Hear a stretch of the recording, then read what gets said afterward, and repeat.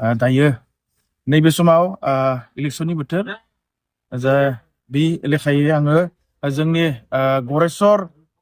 44 नं गरेस्वर LAC नि जानानै आङो नैबे खोथाखौ आं फोरमायनो सानदों जे थांनाय 10 बोसोर जोङो MLA महरै बिजाथि मोनदोंमोन मानगोनां भबेस कलिता सार बिथांखौ दा बिथांनि जिथु मावनाय दांनाय नि जिहेतु जोङो जेबो माने बिहोमा मोनाखै गरेस्वर हिसाबै बिथांनि जेबो गायसननाय खाम्फा जों नुनो मोनाखै बरन्स जोङो बिथांखौ जिबायदि जों साननानै भट होनानै जों बिथांखौ जों देरहा होदोंमोन जोङो बिनि लेखायै जोङो जेबो माने उदिस बा जेबो जोङो माने डेभेलपमेन्टनि खामानि नुनो मोनाखै थांनाय 10 बोसोराव जेरैबायदि जोङो भक्त भुगिनांदो थिग बेबायदिनो जोङो सेम कन्डिशन जोङो मानगोनां भेक्टर कुमार दास बर'खौ जुदि जोङो भेक्टर कुमार दास बिथांखौ जुदि जोङो देरहा होयोब्ला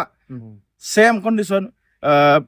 थांनाय 10 बोसोरनि MLA भबेस कलिताखौ जों लोगो हमथांबा जेरैबायदि सेला बेलाफोरखौ लोगो हमनानै जों लोगो हमनो गोनां जायो थिग बिदिनो सेम कन्डिशन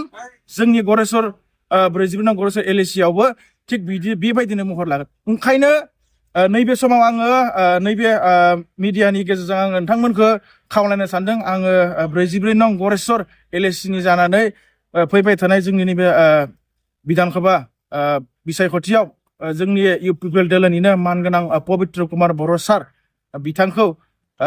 हाइस्ट मार्जिनाव भट होनानै देरहासार होयो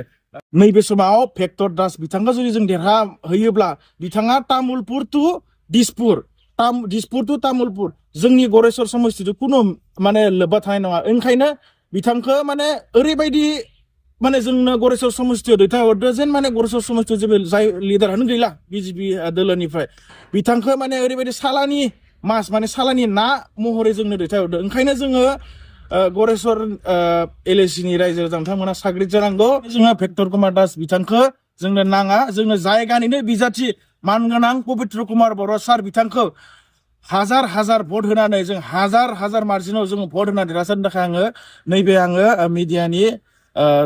चेनेलजों आङो गुरै खावलायहरनाय जाबाय।